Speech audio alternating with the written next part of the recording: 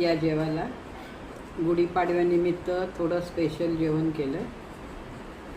चपाती, जीरा rice, म्हणजे काय रायता, गोड वरण, मटकीची भाजी आणि कैरी टाकून चटणी बनवली आहे आंबट, आणि श्रीखंड.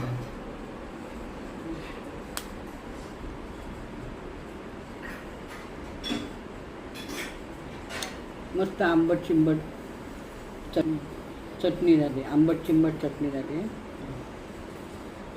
डाळीमध्ये पण कैरी टाकली आहे, डाळ पण आंबट बनवली आहे. बघा मस्त झाली आहे. आणि हा रायता, बुंदी टाकली आहे, दह्यामध्ये बुंदी टाकून रायता बनवलं आहे.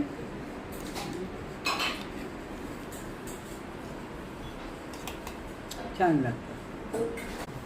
गरमीमध्ये असं कैरीचं जेवण मस्त.